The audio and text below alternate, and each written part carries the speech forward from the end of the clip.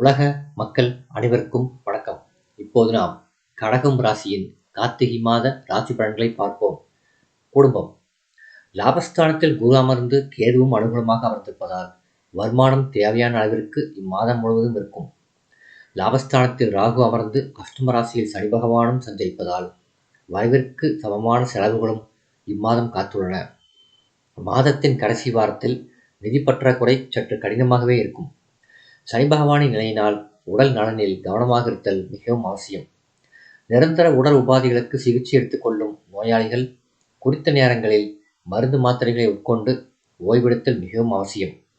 ராசிக்கு பூர்வ புண்ணிய ஸ்தானத்தில் சூரியனும் ஜென்ம ராசியில் செவ்வாயும் நிலை கொண்டுள்ளதால் வெளியில் செல்லும் போதும் இரவில் வாகனங்கள் ஓட்டும் போதும் நிதானமாக இல்லாவிட்டால் விபத்துகளில் சிக்கிக்கொள்ள நேரிடும் என்பதை கிரகநிலைகள் தெளிவாக எடுத்து காட்டுகின்றன. உத்தியோகம். ஜீவனக்காரரான சனி பகவான் அஷ்டமராசியில் பூர்வ புண்ணிய ஸ்தானத்தில் சூரியன். அன்றாட கடமைகளில் ஆழ்ந்த கவனம் மிகவும் அவசியம். கிரகநிலைகளின்படி உங்கள் பணிகளில் தவறு ஏற்பட சாத்தியக்கூறு உள்ளது. மேலதிகாரிகளுடனும் சக ஊழியர்களுடனும் அனுசரித்து நடந்து கொள்வதன் அவசியத்தை கிரகநிலைகள் வற்புறுத்துகின்றன. தொழில் வியாபாரம். உற்பத்தியையும் விற்பனையையும் முன்கூட்டியே சந்தை நிலவரத்தை கேட்டறிந்து அதற்கேற்ப அளவோடு வைத்துக் கொள்வது நஷ்டம் ஏற்படுவதை தவிர்க்க உதவும்.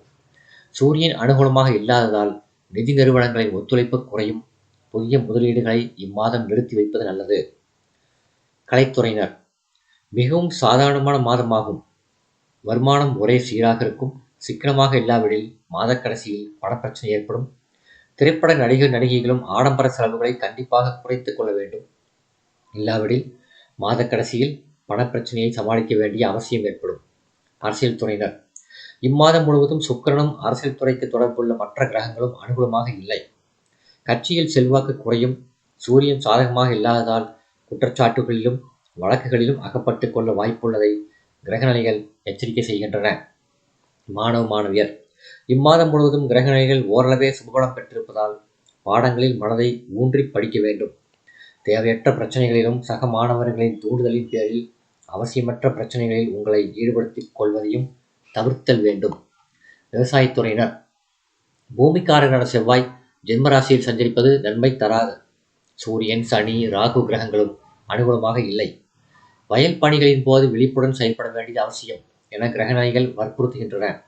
விஷ ஜந்துக்களால் பாதிப்பு ஏற்படக்கூடும். குறிப்பாக இரவு நேர வயல் பணிகளின் போது விழிப்புடன் இருப்பது முக்கியம். பழைய கடன்களினாலும் கவலை ஏற்படும். கால்நடைகளின் பராமரிப்பில் செலவுகள் அதிகரிக்கும். பெண்மணிகள். குரு பகவான் ஒருவரே உங்களுக்கு அனுகூலமாக சஞ்சரிக்கின்றார். சுக்கிரன் சனி பகவான் ராகு ஆகிய வீரியமுள்ள கிரகங்கள் சாதகமாக இல்லை.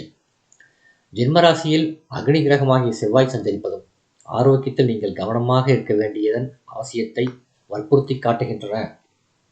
பரிகாரம். தினமும் காக்கைக்கு எள் கலந்த சாதம் வைப்பது சிறந்த பரிகாரமாகும்.